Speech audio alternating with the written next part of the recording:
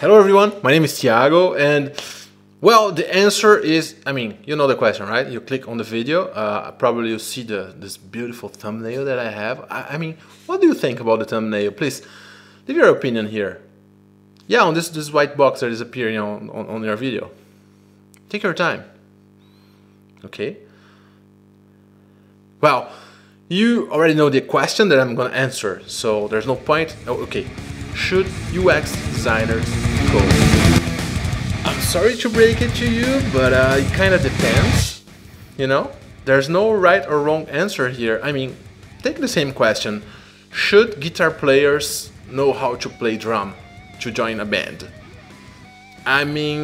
We may say yes, but we may also say no. And there is like Dave Grohl, who's like a monster on the drums, on the guitar, and on the vocals. If you don't like Foo Fighters, please leave. No, I'm just kidding. But it depends on several tons of factors. The first one, do you feel like coding? Is that something you're into? If yes, why not? Go ahead. Or like, no, you quite don't like it. You think it's not for you, or you never tried. So it depends. There are though some pros and some cons to it. It is true to say that it's way easier to find a freelance and to do it from end to end. But at the same time, you have a con that people may not trust you because you know how to do several stuff. They will think, okay, he's like a duck. He can fly, he can swim, and he can run.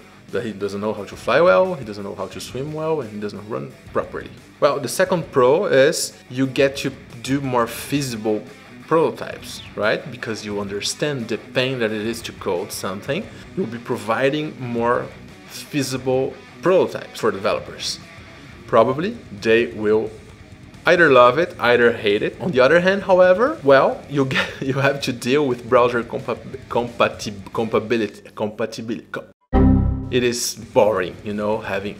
Okay, today we have tools that are automating that for us. But then you have to learn the documentation of the tool. It's a nightmare. So this is a con. Well, another pro is that you have a different set of skills to create prototypes. So you'll be able to, even if it is a low fidelity prototype, you have a wider range to test it. And the con of that is that it is maybe too much responsibilities.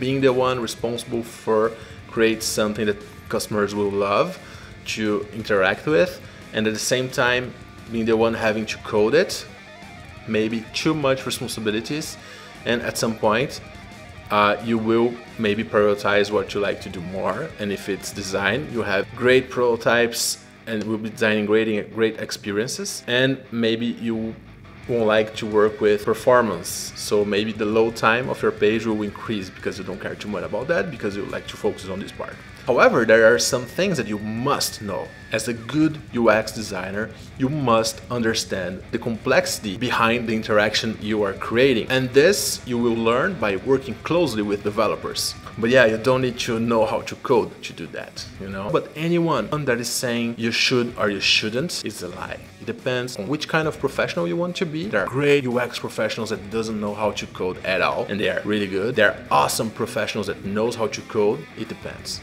Okay, if you want to focus more and be better on UX and research and design, or just research or just design, or if you want to understand the broader picture and know a little bit of several stuff, there's not a problem with that. The thing is, if you're happy, I'm happy.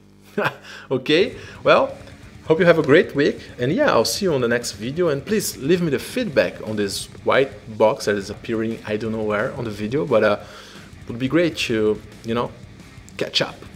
And don't forget to subscribe. It won't change my life, but I'll be really happy. It might change my life if you are 2 trillions. There is not. If you are 1 million, 2 million. Oh my God! Imagine.